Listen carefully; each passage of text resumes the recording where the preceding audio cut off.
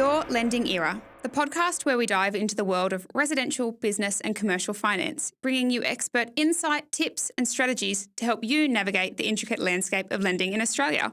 I'm one of your hosts, Jessica, and today I'm joined by David Thomas and Hope Westbury. Hey Jess, how are you? I'm good, guys. How are you doing? Yeah, I'm very well today, Jess. So. Yeah, we nearly got some gutter rash on the wheels this morning, Dave, didn't we? Parking is treacherous today. It's a nightmare. Yeah, Dave was driving and I was like, oh, just park there. No, can't scratch the wheels. Was he in the Porsche?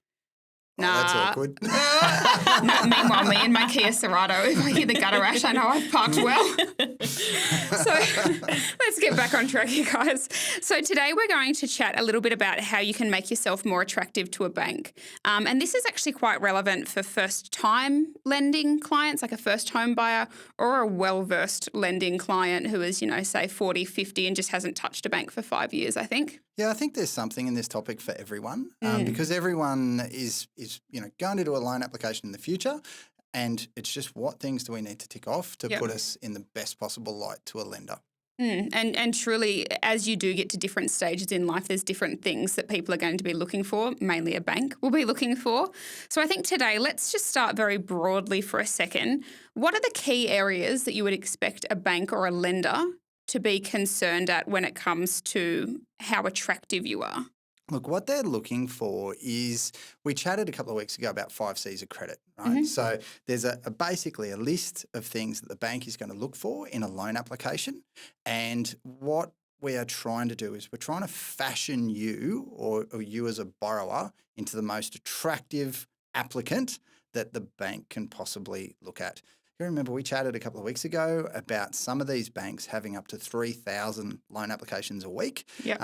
So how do we make your application look like it fits perfectly within the bell curve? And how do we make you look like someone that the bank wants to lend money to?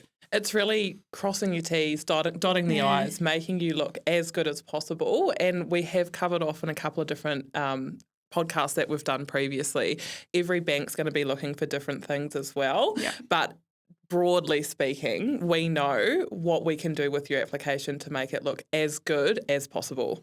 And I think with experience, it does come to that statement that you've just said, we know what to do. This is where it comes to light, using a professional to do these things for you, because how often do we see a client has tried to take care of something themselves and God bless them, they've gone to a bank that doesn't accept contractor income potentially. And then all of a sudden they've wasted 4 weeks doing something with a lender that just, it was never going to go anywhere, was it? A classic dad line over here, you don't know what you don't know, but because we see it all the time, we would know where to take someone on a contract. So just, what's the saying again, Dave? Get some advice. Get some advice. Trademark that.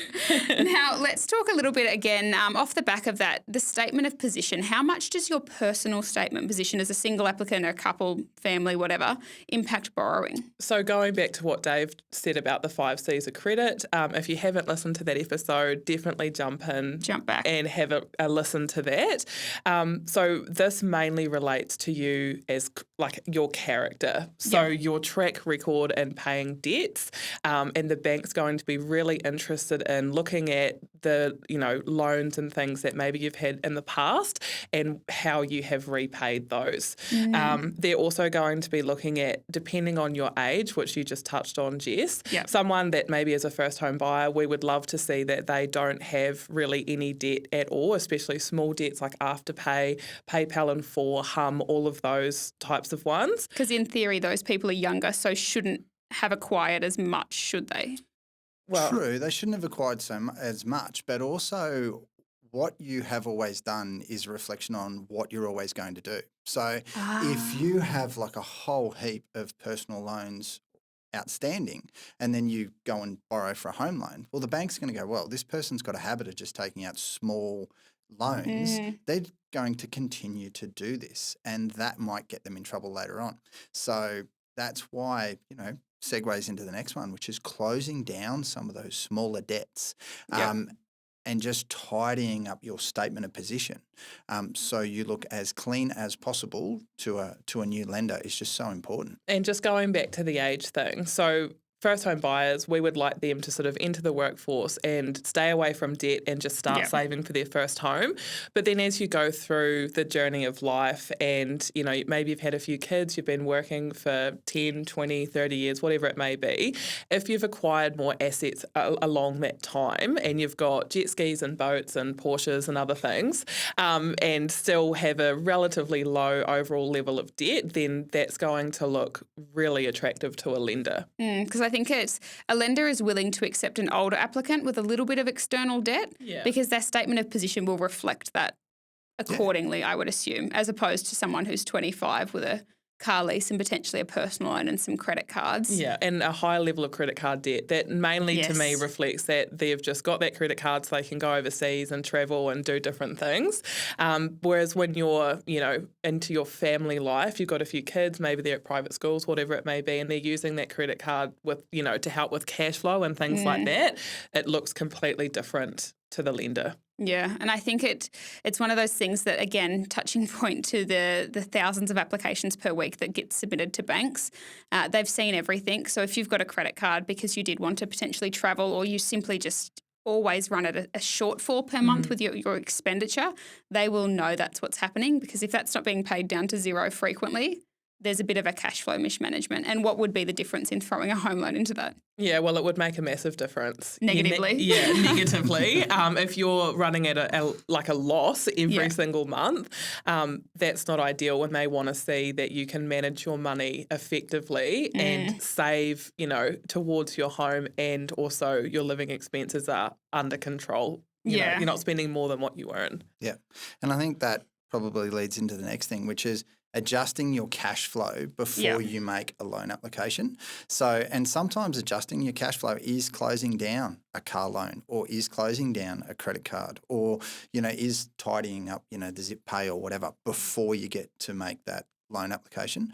And the reason being is all of these, you know, personal debts, they are a commitment in your loan application, and they're taking money away from your monthly surplus.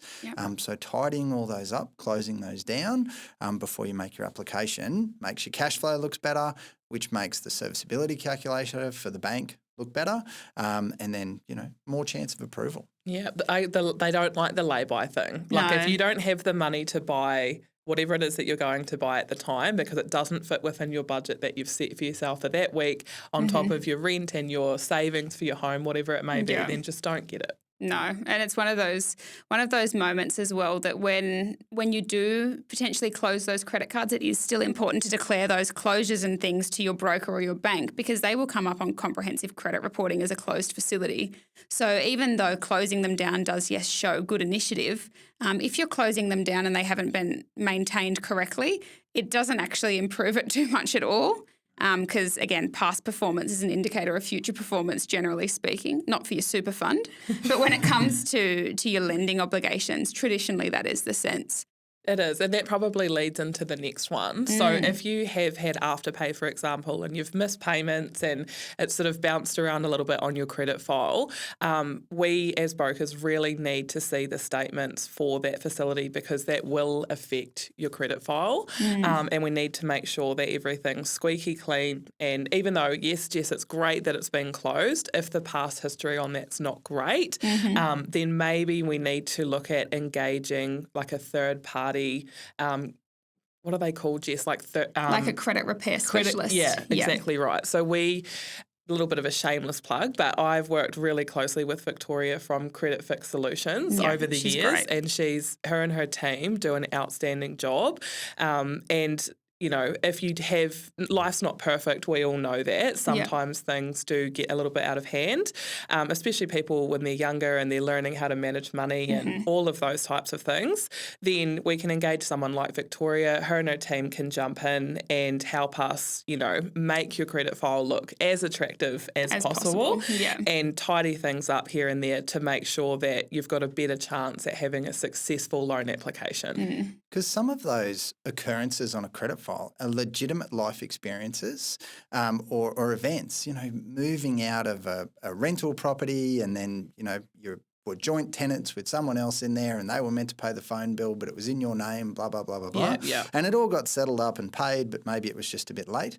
So having someone that can go and, tidy up those little things is really important for loan applications. Yeah. So, and that's the thing. I suppose if you're 6 months late on your car loan, there's probably not too much anyone can really do to help you there. It's a common sense approach, isn't it? yeah, but little things can usually be tidied up. Little misunderstandings can be removed from a credit file. We do see that a lot. Dave touched on it before. If someone's moved out of a property that they were renting and there was like a final electricity bill or whatever it may be, water bill, and it's like a couple of $100 on their credit file, then that's easy to explain. That's workable. I've actually got one at the moment where a client's got 2 defaults on her credit file that are due to drop off at the end of this month. So in situations like that, we probably wouldn't engage Victoria. We would just wait for that date, and then we would put the loan application in after those defaults have been removed from a credit file organically. Organically, yeah. And that's the thing, I think, when it comes to improving your credit score, it is about, again, getting some advice and using an expert. Because if dates like that are upcoming, it is simply better to put the brakes on your plans for the moment and just wait for things to organically improve. Because the last thing we would want to do is throw a few more credit inquiries on a file that's about to be perfect. Yeah, that's exactly right. No problems. Another one that I wanted to have a chat about was just getting your documents in order. Yes. Quite often clients will come to us and we always vet clients' documents, pretty heavily because we know what a bank's going to be looking for. But little things like making sure your driver's license and your passport have the same name. All right. Yes. Little things like that. If you've got, bank statements that are in, an abbreviated name, get that tidied up. Also, have your documents ready to go. So have your most, recent 2 pay slips. If you get commission, make sure that you've got a pay slip that shows your commission and your year to date.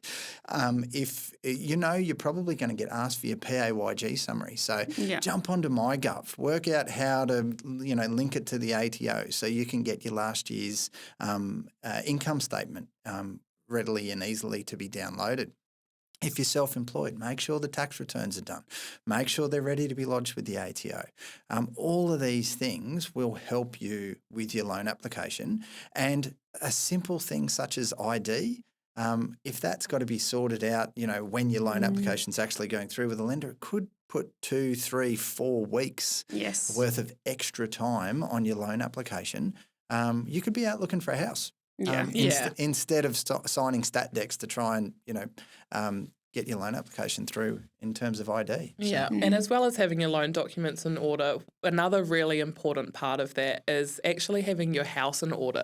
So this doesn't apply to the first home buyers, but people that are refinancing or trying to get cash out or upsize and retain that current property and rent it out to somebody else. The amount of times that we see valuation reports come back and the house is just so messy. There's stuff everywhere on the photos. It's maybe not presented as well as it could have been, or they're halfway through renovations. Yeah. Halfway through renovations is a big one. Yeah. I once, and this is an absolute 100% true story, I once did a valuation for a client, and when the valuation came back, it was marked down heavily because the house was without a kitchen. Now, the client had taken 2 weeks off work to install the kitchen. He was physically installing the kitchen when the valuer walked through the house. Yeah, and not when great. I confirmed with the valuer, I said, well, he was there putting the new kitchen in, right? And the valuer said, I couldn't tell if he was pulling the old one out or putting the new one in. Yeah.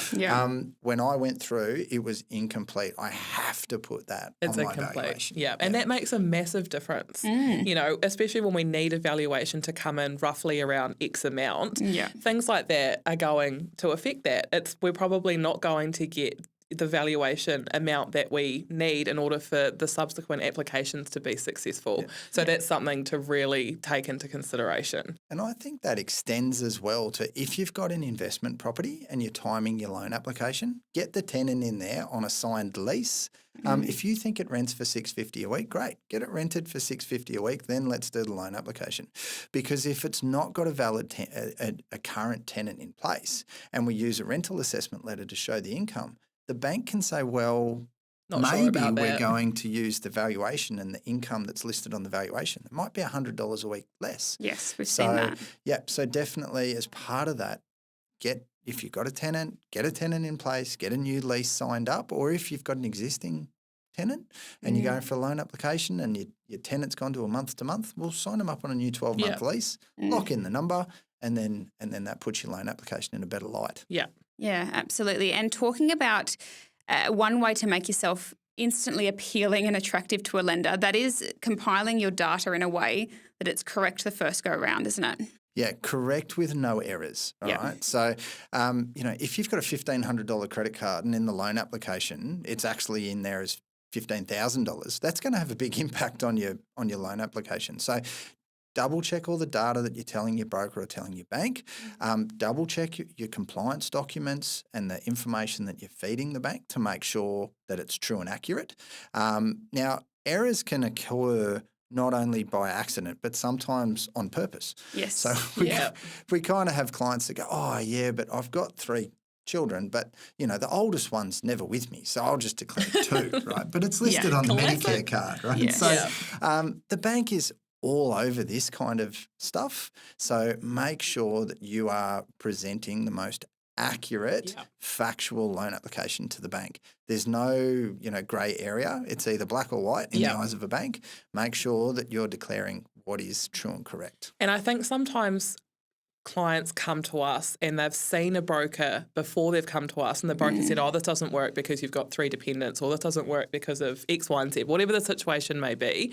So then they come to us and they try and lie because that's what the other broker told them. Yeah. But as Dave just said, the bank it's hard to get things like that past them, and we can always cross-reference information like how many kids you've got versus your Medicare card is a really simple one. And your tax returns, go to page 5. Tax returns, things like that. Like it will come to light, so just be really honest and open up front, and then we'll work with you from there. Don't try and hide things because of what you've been told previously. Yeah. A loan application is not an interpretation of reality, it's the reality. The reality. So, and it's assessed and calculated in a manner to make sure that you're not being irresponsibly lent money. Everything is in your best interests, whether or not you want to think that the bank's being a bit mean by saying that, you're paying for childcare. But really, no one wants to see any of our clients go into financial hardship. No, that's not the call that anyone wants to take. No.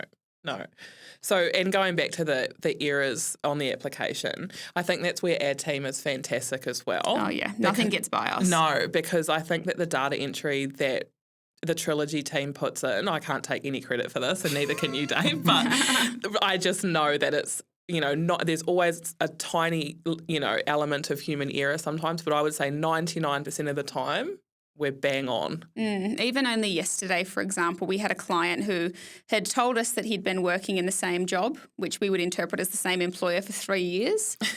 So, of course, that says you can lend with almost anyone. 3 years, that's a fantastic tenure. Yep. We get a pay slip and it's been about 4 weeks. He'd been in the same job, just with 3 different employers over that period of time. Okay. Which, as we all know, probationary period, 1 month in roll 4 pay slips, that significantly narrows down the lenders you can use today. Opens up in about 5 to 6 months. But as of today, it's a different scenario, and that goes to feed the importance of those honest conversations up front. Because it's really hard for us to sell you a story, and then we've got to break the hard news that you've got to pay an extra 5 basis points because of. Yeah, we want to avoid that at all costs. And on the back of that one, on the best interest duty and making sure that we're honest, let's talk a little bit about the importance of understanding your cash flow before you do apply for finance. Yeah, so this can apply mainly to people that have incomes like commission, seasonal incomes, they're self-employed, they rely heavily on things like overtime, all of those types of things. So Dave and I were talking about this the other day, and a really good example is, when is it during the year that a lot of people buy a vehicle? And that is before the 30th of June, the financial year. So car salesmen, mate, they're making bank at a certain time of year. So for those applicants, would it look better for us to use all of that higher income that they've been earning over that period? Would we put an application in then, or would we put it in on a low month, like the shutdown period over Christmas? Yeah. So their loan applications look completely different on the 15th of June from what they look on the 15th of February. Yeah. So it's just understanding your own household cash flows and what a bank's going to want to see, and giving the best possible, foot in the door and the best possible reflection of your circumstances. I've got a lot of clients, say casual, that work in cafes and things like that. They get more work over summer and they get less work over winter. Yeah. Real estate agents, spring market, spring same market, thing. then holiday closure. Yep. So there's quite a few industries where the timing of your application might make actually a big difference Massive from how difference. a lender views you. Especially, imagine you're a car salesperson and you've started in October and you're putting in your loan application in February. Well, there's no good story there, right? No. You've had the quiet time of year, but you haven't got to the good time of year. Yeah. You can't actually show a lender what your true earning capacity is until you've got through the good bit of the cycle. Yeah. Sorry, Jess, And for 95% of applications, you've got to think common sense doesn't exist, only conservative exists for a bank. Yeah.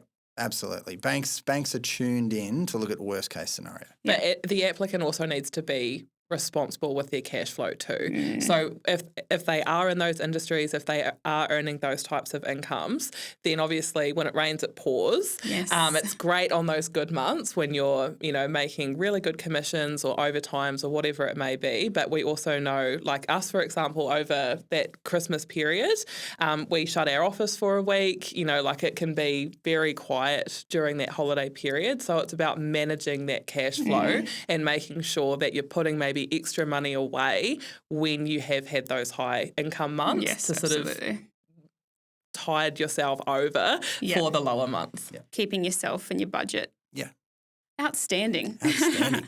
Now let's talk about the final thing we wanted to cover today, and that is the importance of limiting your credit applications. Yeah, so just as Hope talked earlier about your credit file and the importance of that, a number of credit loan applications for the same thing can hamper your credit file and hamper your chance of approval.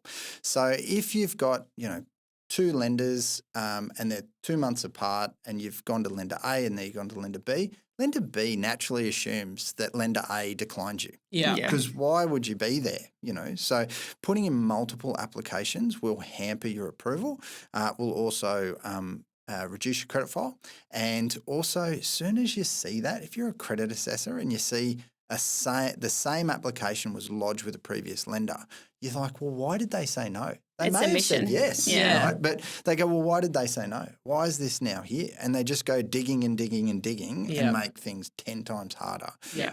So pick the best lender that you want to use that's appropriate for your set of circumstances and just use one loan application with the chosen lender moving forward. And I love that. This is a classic with first home buyers. They will say to me, oh, I'm with this bank, but I also really like this other bank. So can we just put an application in with both? And I'm like, certainly not. Probably not under my watch. We can't do that for the reason that Dave's just explained. It's always better just to make a decision, move forward with one bank. It looks way better on your credit file, and the assessment is going to be a lot more seamless than if we just flicked, multiple applications into different lenders. And you just don't need to either. No, not at all.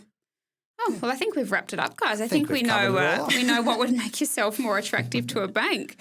And it is one of those pieces that, again, without the right resources being generally people to help you along, some of these things you won't think of or you wouldn't have prior to potentially listening. So this just goes back to the get some advice, speak to professionals, whether that's the team at Trilogy Funding where we are or, your local bank that you've been banking with for 30 years because you've got a Dolomites account, not naming any brands, Or people, David Thomas.